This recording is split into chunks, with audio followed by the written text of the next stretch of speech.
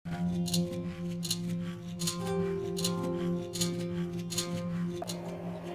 എൻ്റെ പേര് സന്ധ്യ. ഞാൻ ഈ ചാനൽ എളുപ്പത്തിൽ വേഗത്തിൽ ചെയ്യാവുന്ന ഇന്ത്യൻ റെസിപ്പീസാണ് ചെയ്യുന്നത്. അപ്പോൾ ഇന്ന് നമ്മൾ ചെയ്യാൻ പോകുന്ന റെസിപ്പി നുറുക്ക് ഗോതമ്പ് അല്ലെങ്കിൽ ദലിയ അല്ലെങ്കിൽ ബ്രോക്കൺ വീറ്റ് ഉപയോഗിച്ച് ഒരു ദോശയാണ്. അപ്പോൾ ഈ ദോശ നമുക്ക് മാവൊക്കെ കഴിഞ്ഞിരിക്കുന്ന സമയത്ത് ഇൻസ്റ്റൻ്റ് ആയിട്ട് ഉണ്ടാക്കാവുന്ന ഒരു ഓപ്ഷനാണ്. ആവശ്യമുള്ള സാധനങ്ങളുടെ ലിസ്റ്റ് ഡിസ്ക്രിപ്ഷൻ ബോക്സിൽ കൊടുത്തിട്ടുണ്ട്.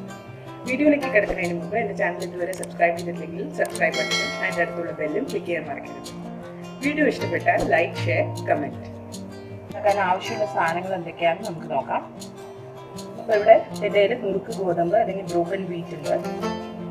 ദലിയ എന്നാണ് ഇതിനെ ഹിന്ദിയിൽ പറയുന്നത്. ഗോതമ്പ് പൊടി, അരിപ്പൊടി, തൈര്, ജീരകം, കുരുമുളക്, പച്ചമുളക്, കരിവേപ്പില. ആവശ്യത്തിന് ഉപ്പും വേണം, പിന്നെ ദോശ ചുടാനുള്ള എണ്ണയും വേണം, പിന്നെ ഈ മാവ് ഉണ്ടാക്കാൻ ആവശ്യമുള്ള വെള്ളവും. അപ്പോൾ നമുക്ക് ഈ ദോശ ഉണ്ടാക്കി തുടങ്ങാം. അപ്പോൾ ഞാനിവിടെ ജീരകം, കുരുമുളക്, പച്ചമുളക്, കരിവേപ്പില ഇതൊക്കെ ഒന്ന് ചെറുതായിട്ട് ചതച്ചെടുത്ത് വെച്ചിട്ടുണ്ട്. ഇനി ഈ ഗോതമ്പിലേക്ക്, നുറുക്ക് ഗോതമ്പിലേക്ക് നമ്മൾ ഗോതമ്പ് പൊടി ചേർക്കും, അരിപ്പൊടി, മാവിനാവശ്യമുള്ള ഉപ്പ്, ഇതൊക്കെ നന്നായിട്ട് മിക്സ് ചെയ്യും.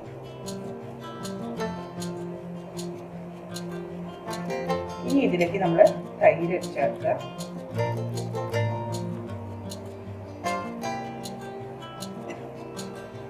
ഈ ചതച്ച് വെച്ച് മുളക്, ജീരകം, കുരുമുളക് ആ മിക്സ് ഇതിലേക്ക് ആഡ് ചെയ്യണം. ഇനി അതും കൂടി ഒന്ന് നന്നായിട്ട് മിക്സ് ചെയ്ത് കൊടുക്കുക. ഇൻഗ്രീഡിയൻസ് എല്ലാം നന്നായിട്ട് മിക്സ് ചെയ്തിട്ടുണ്ട്. ഇനി ഇതിലേക്ക് നമ്മൾ കുറേശ്ശെ വെള്ളം ഒഴിച്ചിട്ട് ഒരു മാവായിട്ട് കുഴച്ചെടുക്കാം. ഏകദേശം ഒരു കപ്പ് വെള്ളം എടുത്തിട്ടുണ്ട്. ഇനി ഇത് കുറച്ചായിട്ട് ഒഴിച്ച് തരിയൊന്നും ഇല്ലാത്ത ഒരു മാവായിട്ട് കുഴച്ചെടുക്കണം.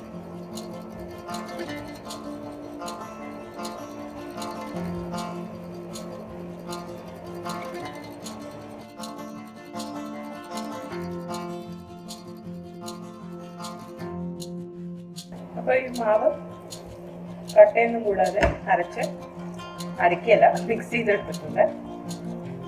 ഇനി ഇതിലേക്ക് ഒരു കപ്പ് വെള്ളം കൂടി നമ്മൾ ആഡ് ചെയ്യും. ഒരു കപ്പ് വെള്ളം കൂടി ഇതിലേക്ക് ചേർക്കാം.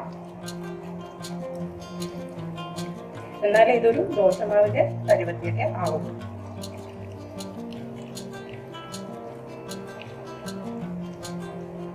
ഒരു കപ്പ് വെള്ളം കൂടി ചേർത്ത് മാവ് മിക്സ് ചെയ്ത് വെച്ചിട്ടുണ്ട്.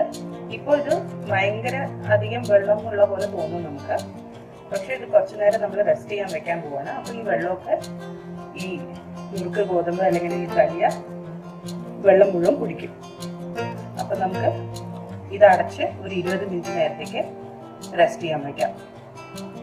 അപ്പോൾ 20 മിനിറ്റ് നേരം നല്ലോണം റെസ്റ്റ് ചെയ്തിട്ടുണ്ട് മാവ്. ഇപ്പം കണ്ടില്ലേ, നമ്മൾ നേരത്തെ അടച്ചു വയ്ക്കുമ്പോൾ എത്ര വെള്ളം ഉണ്ടായിരുന്ന ഇപ്പം അത് നല്ലോണം കട്ടിയായിട്ടുണ്ട്.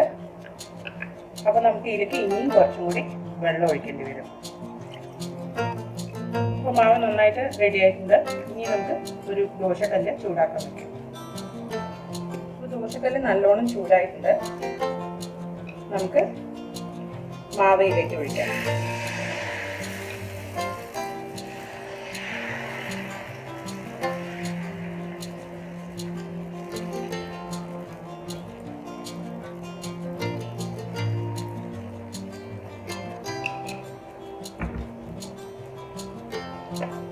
ഇനി ഇതിൻ്റെ മുകളിൽ നമുക്ക് കുറച്ച് എണ്ണ ഒഴിച്ചിട്ട്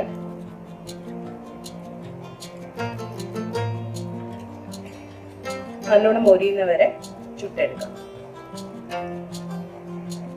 ദോശ റെഡി ആയിട്ടുണ്ട്. നമുക്കിതൊന്ന് മറിച്ചിടാം.